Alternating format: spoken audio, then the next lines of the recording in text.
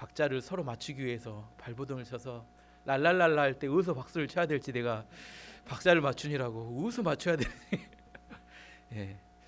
근데 이게 이렇게 박자를 맞추는 게 또 이게 은혜가 되는 것 같아요. 우리가 하나님과 박자를 맞춰야 되는데 하나님이 이렇게 가시면 이렇게 따라가야 되는데 우리는 하나님이 이렇게 가는데 우리는 또 이렇게 가불잖아요. 그래서 꼭 박자가 안 맞아서 인생이 힘든데 어떻게 해야 돼요?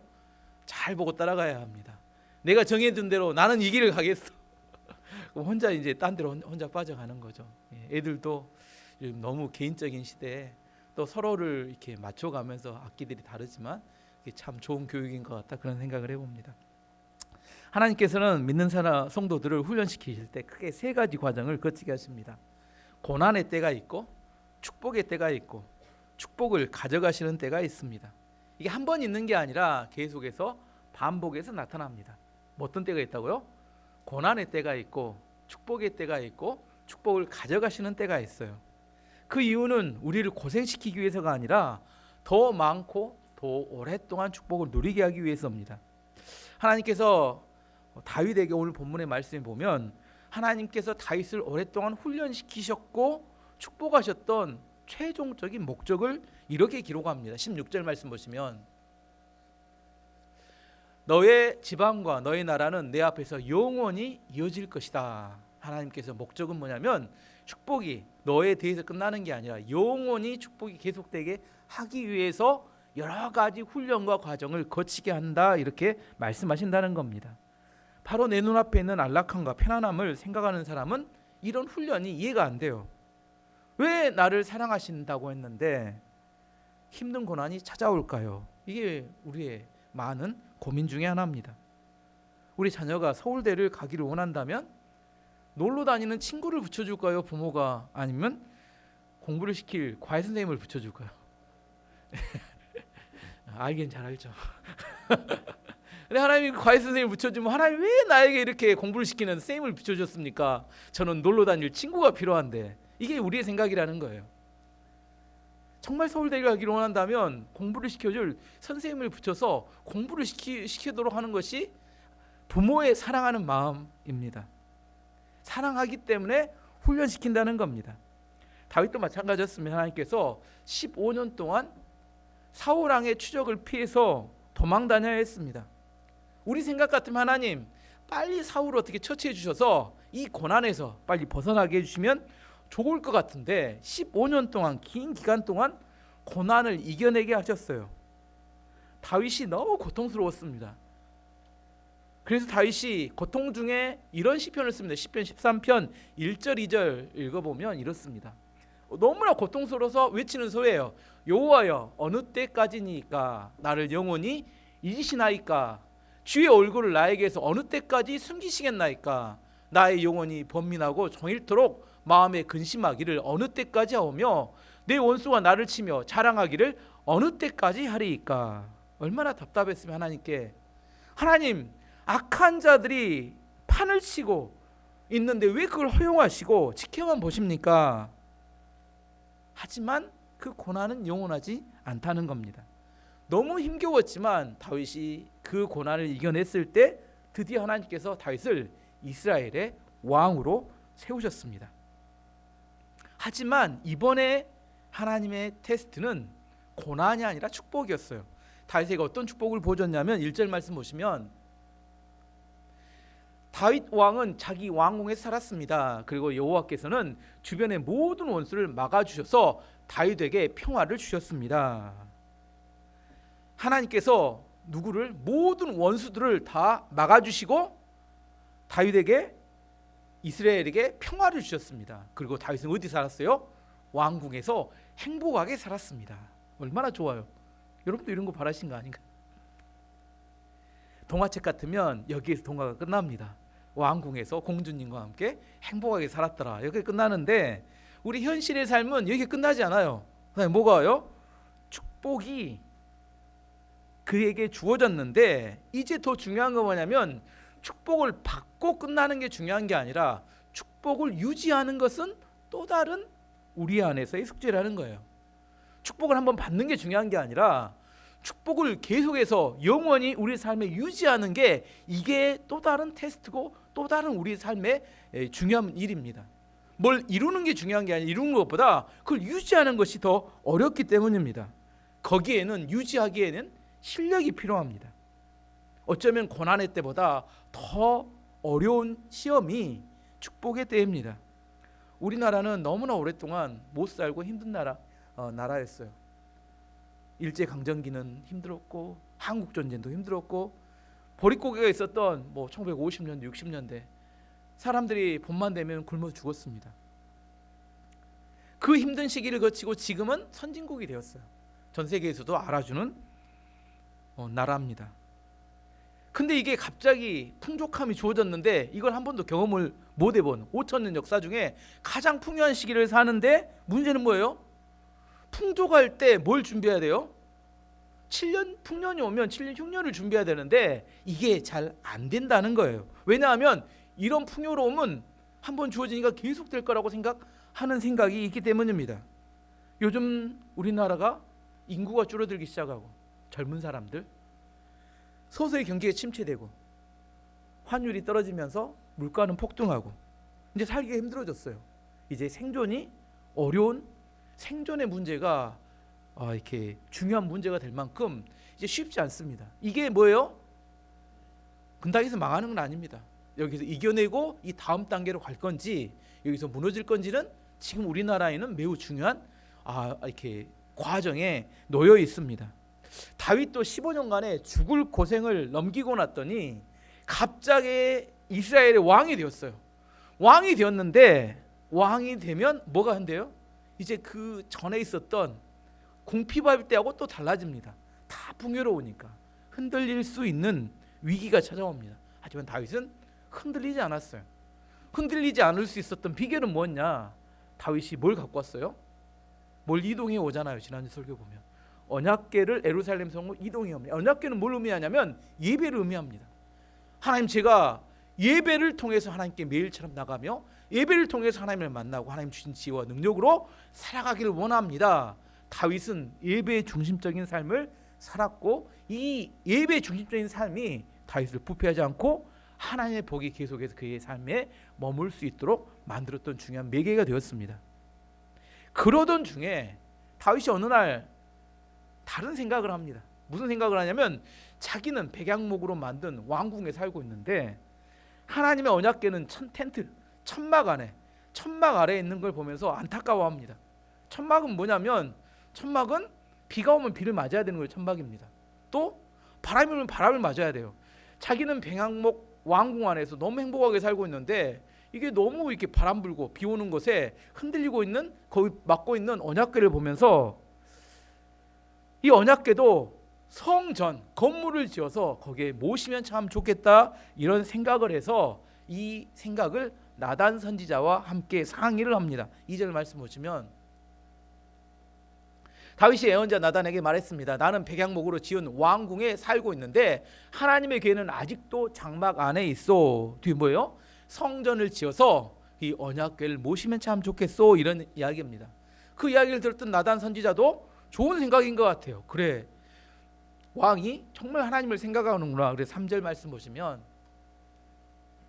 나단이 왕에게 말했습니다. 가셔서 무엇이든지 왕의 뜻대로 하십시오. 여호와께서는 왕과 함께 계십니다. 이 무슨 말이에요? 저는 대찬성입니다. 그런 의미로 여호와께서는 왕과 함께 하십니다. 왕이 생각하신 대로 그대로 했으면 좋겠습니다. 이렇게 이야기합니다. 아마도 하나님께서도 다윗이 그렇게 생각하는 생각에 매우 기쁘셨을 것 같아요. 사람에게 다윗에게 많은 복을 주었더니 그 복을 자기만을 위해서 사용한다면 하나님 기쁘셨을까요? 아닐 겁니다. 근데 다윗은 하나님께서 많은 복을 줬더니 그걸 가지고 누구를 위해서? 하나님을 위해서 어떻게 하면 사용할 수 있을까 고민하고 하나님이 그 인생의 우선순위로 살았다는 겁니다. 그런데 왜 다윗은 이런 마음으로 살았을까? 왜 다윗이 자기보다 하나님을 더 자기가 편하게 사는데 하나님이 불편하게 사는데 이렇게 언약궤가 천막에 있는 매우 불편하게 느낄까? 여러분도 그런 걸 느끼신가요? 교회가 어디 불이 하나 꺼지거나 뭐 시설이 하나 이렇게 또 이게 마음이 쓰레기에 떨어져 있으면 혹시 가슴이 아프신가요? 누군가 죽겠지, 누군가 고치겠지, 그러신가요? 그런 이야기입니다. 내 이야기 아니니까 뭐 다른 이야기 같은 그런 이야기입니다. 언약궤가 천막하게 있다는 것은 교회 건물이 뭐 낡거나 이렇게 뭔가 문제가 있을 때 나는 그것이 가슴이 아픈가? 여러분 한번 생각해 보실 그런 문제라는 겁니다. 근데 다윗은 그런 마음을 가졌다는 거예요. 언약궤가 천막하게 있는 게 가슴이 아팠어요. 왜냐하면 다윗에게는 자기는 아무것도 아닌 존재였는데 하나님이 복을 주셔서 은혜를 주셔서 자기를 이스라엘 왕으로 만든 거에 대해서 너무 감사했기 때문입니다. 8절 말씀 보시면 너는 내 종 다윗에게 전하여라. 나는 내가 양떼를 따라다닐 때 풀밭에서 너를 데리고 와서 내 백성 이스라엘의 지도자로 세웠다. 다윗은 아무것도 아닌 무명의 목동이었는데 하나님께서 그를 데려다가 이스라엘의 왕으로 세웠다는 겁니다. 다윗은 이걸 기억하고 있었습니다. 자기의 과거를 기억했고 하나님이 자기에게 은혜를 주셨던 걸 기억했고 나는 원래 아무것도 아니었는데 하나님이 은혜를 주셨던 것을 기억하니까 뭐예요? 하나님께 내가 어떻게 하면 영광을 돌릴 수 있을지 이렇게 생각했다는 거예요. 은혜를 잊어버리면 그때부터 뭐라고 생각하냐면 당연하게 생각합니다. 당연하지. 원래부터 자기가 갖고 있었던 것처럼 여러분이 언제부터 갖고 있었다고 원래 없었잖아요. 착각합니다. 다윗은 누구를 통해서 이걸 배웠냐면 사울왕을 통해서 이걸 배웠습니다. 분명히 하나님께 사울왕에 복을 주셨는데 사울왕이 은혜를 잊어버리고 난리를 치다가 결국 무너지는 것을 봤습니다. 세상에서 지혜로운 사람은 간접 경험을 통해서 배웁니다. 사울왕을 통해서 배우는 건 지혜로운 거고 뭐예요? 몽둥이로 맞아야 정신 차리면 이거 직접 다 경험해봐야 알 수 있습니까? 다른 사람을 통해서 배우는 게 지혜로운 겁니다. 우리가 매일처럼 성경을 읽는 이유는 뭐예요? 성경에 수많은 사람들이 실패하고 성공한 이야기들이 계속 나오잖아요. 아, 이렇게 하면 하나님이 기뻐하지 않고 이렇게 하면 기뻐하시는구나. 이렇게 살면 하나님께서 복을 주시고 이렇게 하면 하나님이 벌을 받는 거예요. 이거 성경을 통해 배울 수 있는 거잖아요. 이걸 배우고 깨달으라고 하나님 말씀을 주신 거잖아요. 이걸 보고 깨달아서 어떻게 해요? 간접 경험하면 좋은데 다 맞아봐요. 그러고 알면 얼마나 가슴이 아픕니까? 그래서 지옥 가면 항상 들리면서 껄껄껄 이런 소리가 들리잖아요. 그때 하지 말았어야 할 걸. 그때 뭘 했어야 할 걸. 껄껄껄만 들린다잖아요. 후회하는 소리입니다. 하나님께서 출애굽했던 이스라엘 백성들에게 적과 꿀이 흐르는 가나안 땅으로 데려가기 전에 광야에서 40년 동안 훈련시킵니다. 그 이유는 훈련의 이유는 하나님께서 축복을 주시는 것을 잃어버리지 않고 더 오랫동안 계속 간직하고 그들이 유지하도록 하기 위해서였습니다. 신명기 8장 2절 3절 말씀 보시면 내 하나님 여호와께서 이 40년 동안에 내가 내게 광야의 길을 걷게 하신 것을 기억하라. 이는 너를 낮추시며 너를 시험하사 내 마음이 어떠한지 그 명령을 지키는지 지키지 않는지 알려 하심이라. 너를 낮추시며 너를 줄이게 하시며 또 너도 알지 못하며 내 조상들도 알지 못하던 만나를 내게 먹이신 것은 사람이 떡으로만 사는 것이 아니요 여호와 입에서 나오는 모든 말씀으로 사는 줄을 내가 알게 하려 하심이니라. 하나님의 축복이 더 오래 더 많이 자기 삶에 유지하는 비결은 하나님의 말씀을 따라 살아가는 거라고 말합니다. 여호와 입에서 나오는 모든 말씀을 따라 사는 것이 뭐요? 몸에 습관이 되는데 걸렸던 시간이 40년입니다. 이걸 한번 알고 지나가는 건 중요하지 않아요. 금방 잊어버립니다. 내 몸에 습관이 배이고 하나님 말씀 따라 사는 삶이 내가 삶이 되는 거. 오직 주님밖에 없습니다. 오직 주님의 말씀만 순종해 살겠습니다. 이런 고백이 내 삶에서 자연스럽게 나올 때까지 걸렸던 시간이 40년이었다는 겁니다. 이스라엘 백성이 그런 민족적 특성을 가질 때까지 하나님이 훈련시키셨습니다. 하지만 다윗과 나단 선지자가 뭘 계획을 했어요? 합심해서 성전을 건축해야겠다. 나쁜 것은 절대 아닙니다. 근데 그날 밤에 하나님께서 누구를 찾아와요? 나단 선지자를 찾아와서 그 계획에 나는 반대한다 이렇게 말씀하셨습니다. 4절부터 7절까지 말씀 보시면 그러나 그날 밤에 여호와께서 나단에게 말씀하셨습니다. 가서 내 종 다윗에게 이렇게 전하도록 해라. 너는 내가 살 집을 지을 사람이 아니다. 난 이스라엘 백성을 이집트에서 이끌어낼 때부터 지금까지 장막을 내 집으로 여기면서 옮겨 다녔다. 나는 계속해서 이스라엘의 지파들과 함께 옮겨 다녔고 한 번도 이스라엘 백성을 돌보는 지도자들에게 백향목 집을 지어달라고 한 적이 없다. 하나님 말씀하십니다. 나는 내가 나의 집을 지을 사람이 아니다고 생각한다. 나는 지난 400년 동안 말씀됐습니다. 400년 동안 텐트를 집으로 여기고 옮겨 다닌 적이 없다. 한 번도 너에게 텐트를 집으로 여기고 살았다. 지냈다. 나는 너에게 한 번도 백향목 집을 지어달라고 해본 적이 없다. 오늘 질문 중에 이런 질문이 있죠. 하나님은 건물을 좋아하실까? 텐트를 좋아하실까? 사람은 뭘 좋아해요? 건물을 좋아해요. 건물주가 되는 게 조물주기가 좀 건물주로. 사람은 건물 좋아합니다. 근데 하나님 뭘 좋아하세요? 텐트를 좋아하신다니까요. 하나님 뭘 좋아하세요? 텐트를 좋아하신다니까요. 질문 의도는 하나님 텐트를 좋아하십니다. 우리 생각에는 하나님 뭘 좋아하실 거라고 생각해요? 건물을 좋아하실 거라고 생각하잖아요. 근데 성경은 그렇지 않다니까요. 하나님은 건물을 좋아하신 게 아니라 텐트를 좋아하신다니까요. 그럼 건물과 텐트는 어떤 차이가 있을까? 건물과 텐트는, 건물은 뭐에 초점이냐? 안정성에 초점이 맞았습니다. 비바람을 막을 수 있고 경직돼 있지만, 건물이 딱 정해져 있지만 안정성이 있습니다. 텐트의 특징은 이동성이 중심이에요. 접어하면 그때부터 접어서 또 옮겨서 또 치면 칠 수 있습니다.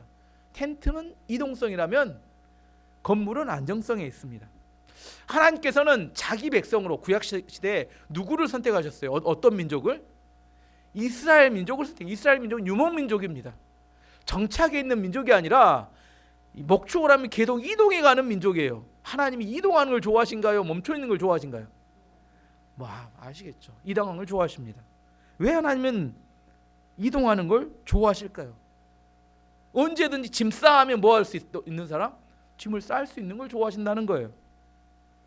우리나라가 대한민국에 큰 기독교 부흥이 일어났던 때가 몇 번 있는데 그 중에 한때가 언제냐면 1970년 80년에 도시화가 이루어질 때 큰 부흥이 일어났습니다.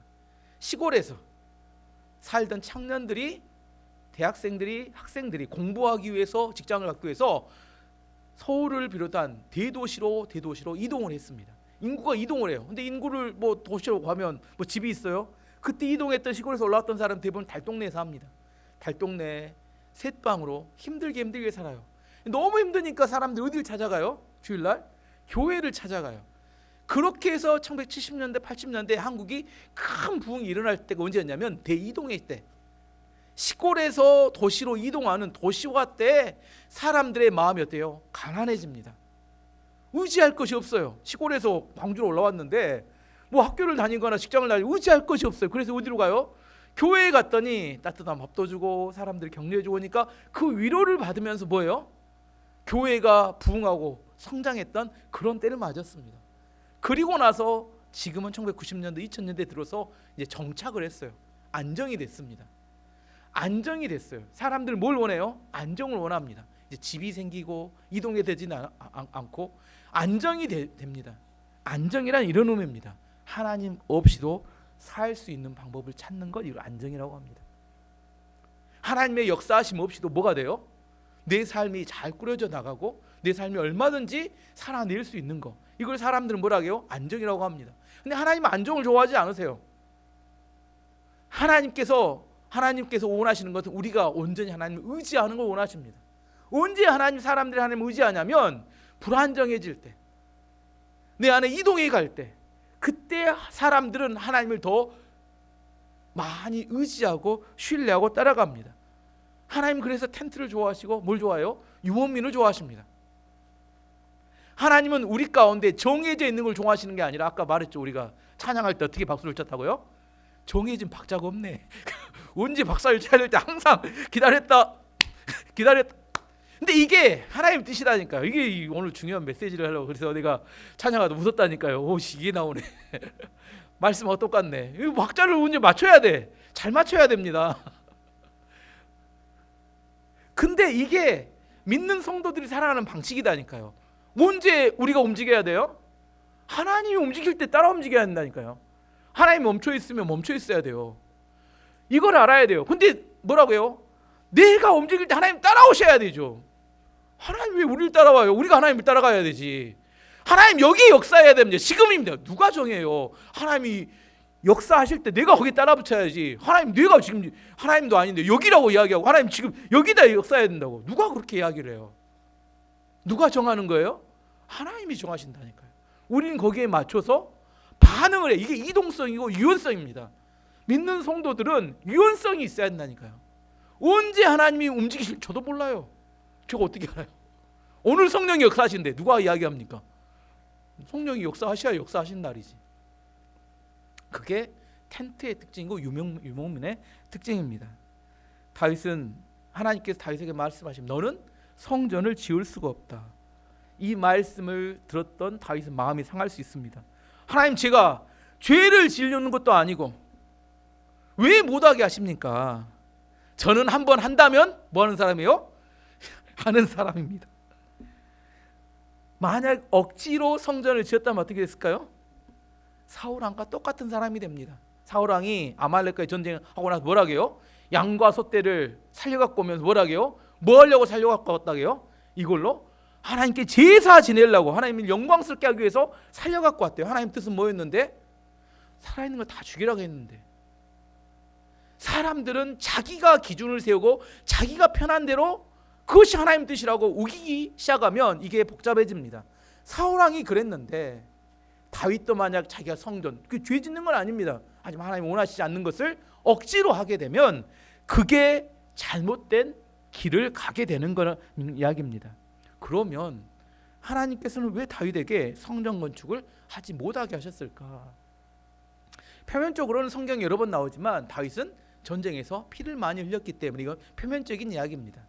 하지만 더 중요한 이야기는 내면적으로는 하나님께서 다윗을 사랑하셨기 때문입니다. 어떻게 사랑하셨냐? 하나님께서 다윗의 충성심이나 헌신을 모르지 않으세요. 잘 알고 있습니다. 하나님께서 다윗에 그래서 한량없는 복과 축복을 부어주셨습니다. 하지만 다윗이 성전 건축까지 하게 되면 마음이 어떻게 돼요? 높아질 대로 높아지고 맙니다. 내가 다 이루었다. 뭐까지? 성전 건축까지.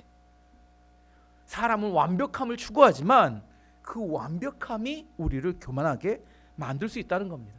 내가 불완전할 때, 불완전하고 제한될 때 그렇기 때문에 하나님을 의지하게 됩니다. 다른 예로 하나님께서 모세에게 요단강을 건너가지 못하게 하시고 느보산에서 하나님께서 모세를 데려가십니다. 왜 그러셨을까요? 40년 동안 광야에서 정말 고생했고 이제 적과 꿀이 흐르는 가나안 땅을 들어갈 때가 곧 눈앞에 있었는데 표면적으로는 무리바에서 모세가 지팡이로 바위를 때렸기 때문이다. 이게 표면적인 이유입니다. 하지만 더 근본적인 이유는 모세가 가나안 정복까지 다 해버리면 이스라엘 백성들 눈에 보기는 모세는 하나님처럼 하나님 같은 존재로 또 받들어 모시게 되기 때문에 누가 교만해져요? 모세가 마음이 교만해져 버리기 때문에 타락할 가능성이 많습니다. 오래 산다고 무조건 좋은 게 아니에요. 완벽해진다고 무조건 좋은 게 아닙니다. 다른 예를 들어보면 하나님께서 아담과 하와에게 에덴 동산을 주셨는데 왜 에덴 동산에서 선악과를 먹지 못하게 하셨을까? 그것만 하지 않으셨어도 뭐 할 수 있는데? 죄를 짓지 않을 수 있는데 왜 하나님께서는 선악과를 제한해 두셨을까? 선악과가 아까워서? 야씨, 그건 내가 먹어야 돼. 네가 먹으면 안 돼. 야, 찬물도 위아래가 있는데 그것은 동산 중앙에 있으니까 내 거야. 이렇게 하시려고? 그게 아니죠. 제한됨 속에서 사람들은 하나님을 기억합니다. 아, 저거 먹지 말라고 했지. 이걸 생각할 때 누굴 기억해요? 하나님을 기억하고 하나님께서 이 에덴 동산을 주셨지. 그리고 나는 하나님께서 주신 것을 누리고 있는 거야. 이걸 기억하게 된다는 거예요. 그 제한됨이 없으면 누굴 잊어버려요? 하나님을 잊어버리게 됩니다. 우리 안에 제한됨이 있기 때문에 하나님을 의지하고 살게 됩니다. 다른 예를 들어보면 하나님께서 최고의 사도로 세웠던 사도 바울에게 사도 바울은 많은 병자도 고치고 죽은 사람도 살려냈습니다. 근데 정작 자기 몸에 있는 육체의 가시 질병 때문에 하나님께 간절히 기도하지만 하나님께서 그를 거절하셨어요. 왜 거절하셨어요? 거절하신 거에 대해서 바울이 깨닫고 난 다음에 이런 고백을 합니다. 고린도후서 12장 10절 말씀 보시면, 그러므로 내가 그리스도를 위하여 약한 것들과 능욕과 궁핍과 박해와 공고를 기뻐하노니 이는 내가 약한 그때의 강함이라. 뭐라고요? 내가 약할 때 어떻게 된다고요? 강함이라. 왜? 하나님을 더 의지하게 되기 때문입니다. 우리가 제한될 때, 그 제한됨 때문에 우리는 하나님을 의지하고 살게 됩니다. 쉽게 예를 들면 제가 만약에 키가 180이 넘었다면 여기서 목회하고 있었을까요? 제가 만약에 심장에 병이 없었다면 이러고 살았을까요? 잘 모르죠. 저도 어떻게 됐을지. 사람들은 완벽함을 추구하기를 원합니다. 하지만 그것이 바벨탑이 될 수 있다는 것을 알아야 합니다. 하나님 없이도 얼마든지 살 수 있고, 하나님 없이도 얼마든지 유명해질 수 있고, 하나님 없이도 얼마든지 행복해질 수 있다고 생각하는 생각, 그것을 추구하는 것이 인간의 완벽함을 추구하고 바벨탑을 쌓기로 하는 인간의 마음입니다. 하나님은 우리의 행복을 위해서 우리를 제한된 가운데 두십니다. 제한된 가운데 두셨다는 것을 신학성경 주일날 설교로 이야기하면 in Christ예요. 어디 안에 두신 거예요? 예수님 안에 두신 겁니다. 포도나무 가지가 포도나무에 붙어 있어야 하나님께서 열매를 맺게 하신다. 이것이 같은 이야기입니다. 제한됨이란 누구 제한됨? 하나님의 제한됨. 하나님 안에 있는 것. 예수 그리스도 안에 있을 때 하나님께서 축복하시고 은혜를 베푸신 이유는 우리를 사랑하시기 때문입니다. 네 마음대로 해라. 네가 원하는 대로 살아라. 네 욕망과 원함을 마음대로 할 수 있는 것, 그것이 축복이 아니라 하나님께서 제한하셨을 때 그 제한됨 안에 머물러 있을 수 있는 게 그게 축복이고 은혜인 것을 알아야 합니다. 다윗을 하나님께 사랑하셔서 성전을 짓지 못하게 하셨습니다. 다윗은 그것을 어떻게 해요? 순종해서 받아들입니다. 하나님께서 이렇게 제한됨을 두셨을 때 다윗이 그 제한됨을 받아들일 때, 네가 만약 제한됨을 받아들이면 내가 그 성전을 지었던 것과 똑같은 의미의 축복을 해주겠다. 하나님께서 그렇게 이야기하십니다. 성전 짓지 않았지만 성전 지은 것으로 내가 받아들여 주겠다. 그리고 하나님이 축복하시는데 네 가지 축복, 실제 세어보니까 세 가지밖에 안 되더라고요. 내가 어디로 가든지 너와 함께하며 너로 승리하게 하고 널 유명하게 해주겠다. 이렇게 약속합니다. 9절 말씀 보시면, 나는 내가 어디로 가든지 너와 함께 있었고 너를 위해 내 원수들을 물리쳐 주었다. 나는 너를 이 땅 위에 위대한 사람들만큼 유명하게 해줄 것이다. 하나님께서 너를 유명하게 해줄 것이다. 첫 번째 축복. 두 번째, 내 자손이 이스라엘 대대손손이 왕이 될 것이다. 10절 11절 말씀 보시면, 그리고 내 백성 이스라엘을 위해 한 곳을 정하여 거기에서 내 백성들이 정착하여 자기들 집에서 살 수 있게 하겠다. 악한 백성이 전처럼 그들을 괴롭히지 못할 것이다. 그래서 그들이 더 이상 옮겨다니지 않게 하겠다. 악한 백성들은 내가 사사들로 세웠을 때에도 너희를 계속해서 괴롭혔다. 그러나 나는 너의 모든 원수들을 물리쳐 너에게 평화를 줄 것이다. 또 나는 네 자손들이 너의 뒤를 이어 이스라엘 왕이 되게 할 것이다. 너 자신만 너만 잘 먹고 잘 사는 게 아니라 너 대대 손손이 계속해서 뭘 하겠다? 이스라엘 왕이 되게 하겠다. 여러분이 좀 먹고 살면 누가 관심해요? 여러분 자녀들이 관심이고 여러분 손자들이 관심입니다. 근데 다윗의 후손들은 직업이 정해졌습니다. 직업이 뭐라고요? 이스라엘 왕으로 정해져. 얼마나 행복한 일이겠어요. 이런 약속입니다. 마지막 세 번째는 내 아들 중 하나가 왕이 되고 그 아들이 왕이 된 아들이 성전을 건축하게 될 것이다. 12절 13절 말씀 보시면, 내가 나이 많아 죽을 때 나는 너의 몸에서 태어날 아들들 중 하나를 다음 왕으로 삼을 것이다. 그리고 바로 그가 나를 위해 성전을 지을 것이다. 나는 그의 나라를 영원히 강하게 만들 것이다. 네가 건축하지 않아도 내 아들이 건축하게 되고 그 건축한 아들을 위해서 이 나라를 강하게 만들어 줄 것이다. 이 축복에 그런데 한 가지 조건이 있습니다. 어떤 조건이 붙었을까요? 어떻게 하면 내가 이 축복을 너희 후손들에게 대대손손이 줄 것이다. 조건이 뭐예요? 내가 성전을 짓지 않으면. 성전 지으면 뭐예요? 끝이다는 거예요. 성전 지으면 끝이다.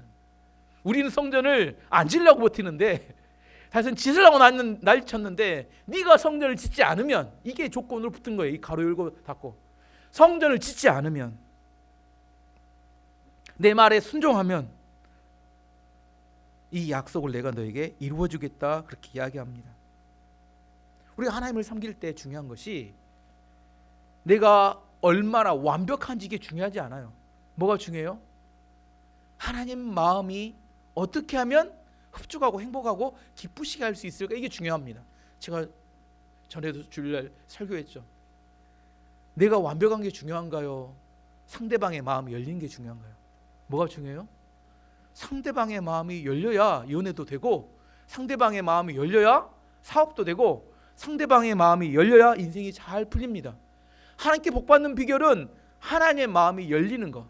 내가 완벽한 게 아니에요. 하나님이 뭘 원하세요? 성전 짓는 걸 원하세요? 안 짓는 걸 원하세요? 다윗에게 안 짓는 걸 원하세요. 그럼 뭐 해야 돼요? 안 짓는 게 하나님의 뜻에 순종하는 거다니까요. 뭐예요? 오늘 아까 박수 쳤듯이 맞춰서 박수를 쳐야 된다. 오늘 이게 참 중요한 메시지네. 여러분, 맞춰서 박수를 쳐야 된다니까요. 박자에 맞으면 안 돼. 드럼에 맞춰야 돼. 드럼이 치면 같이 따라 쳐야 돼. 그래서 뭘 봐야 돼요? 드럼이 언제 친가를 보고 있어야 돼요. 집중해서 봐야 합니다. 함부로 치면 안 돼요. 참 어려운 일입니다. 하지만 중요한 이야기입니다. 우리 삶에 하나님이 박수를 치라고 할 때 쳐야 돼요. 아무 때나 박수를 치면 그게 어긋난다니까요. 이게 열린 마음이고 이동성입니다. 텐트를 좋아하시는 하나님의 마음입니다. 내가 완벽해지려는 거, 이게 위험할 수 있습니다. 내가 완벽해질 필요가 없어요. 하나님이 뭘 원하시는지 그 말씀에 순종할 때 하나님의 마음이 열리고 하나님께 우리를 축복하십니다. 하나님께서 우리 가운데 제한됨을 주신다니까요. 뭔 제한됨을 주세요? 드럼에 맞춰서 박수를 쳐라, 이런 제한됨을 주세요. 마찬가지입니다. 주일 성수, 11조, 새벽기도, 말씀 매일처럼 읽고 묵상하는 거, 이게 우리 안에 하나님 주신 제한됨입니다. 이 제한됨 속에서 살아가는 게 하나님께 박수를 치며 사는 것 똑같습니다.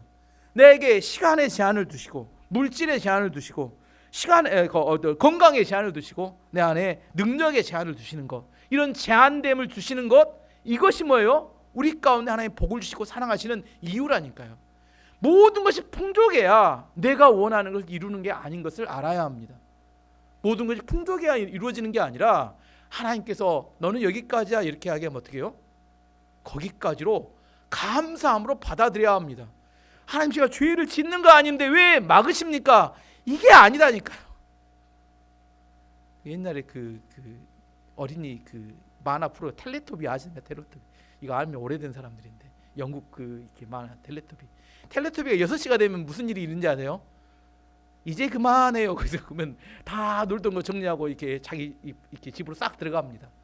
하나님께서 이야기합니다. 이제 그만해요. 그럼 어떻게 해요? 싹 정리하고 돌아갈 때요. 하나님, 이제 그만했는데 더 놀고 싶다고 띵깡 놓으면 이 곤란합니다. 곤란해요. 이게 믿음으로 살아가는 삶의 모습이다니까요. 하나님이 언제 역사하시는지 그 역사를 따라 내가 믿음으로 반응하는 거, 그게 중요합니다. 내가 정해줬던 어떤 기준을 따라 움직이는 게 아니라 하나님이 정해주셨을 때 그걸 받아들이고 어떻게 해요? 감사하고 기쁨으로 반응하는 거. 이런 사람을 하나님이 어떻게 하신다고요? 기뻐하시고 좋아하신다니까요. 뭐가 돼야 돼요? 하나님이 좋아하시는 그런 사람. 그래서 다윗을 뭐라고요? 하나님의 마음에 합한 사람이다, 이렇게 이야기하잖아요. 그게 똑같은 이야기입니다. 하나님께서 하지 말라고 하면 안 하고, 하나님이 하라고 하면 움직이는 사람. 이게 하나님이 기뻐하시고 하나님의 마음을 여는 사람이고, 하나님께서 그래서 성경에 보면 이렇게 대대손손히 축복을 약속한 사람이 없어요. 다윗의 언약이라고 하죠. 다윗에게 너뿐만 아니라 내 대대손손이 내가 이스라엘의 왕으로 삼는데, 뭐라고 해요? 사울 왕이 잘못했을 때는 왕위를 패버렸지만 네 후손이 잘못해도 절대로 이 왕위는 패지지 않을 것이다. 뭐 약속을 해줘. 뭐 이런 일방적인 약속을 해주십니다. 왜? 너무나 마음에 드니까. 이뻐 죽겠는가 봐요. 내가 하나님 성경을 읽을 때. 오늘 다시 가서 읽어보세요. 하나님이 다윗을 향한 마음이 성전만 안 지으면 내가 이거 다 너에게 주겠어, 이런 약속을 해준다는 겁니다. 얼마나 다윗이 듣고 감사했을까. 아니, 또 성길 내는 사람이 있어요. 성전 못 짓겠다고, 이런 축복 필요 없고 나는 무조건 성전 지어야 돼. 또 난리 친 사람이 있어요. 이런 거 중요하지 않습니다. 뭐가 중요해요? 하나님이 우리를 어떻게 여기시는지, 하나님께 그 마음이 열리는 사람. 저는 우리 교회 성도들이 그런 부드럽고 여유가 있는 하나님과의 관계 안에 살아가는 그런 성도 되시를 축원합니다.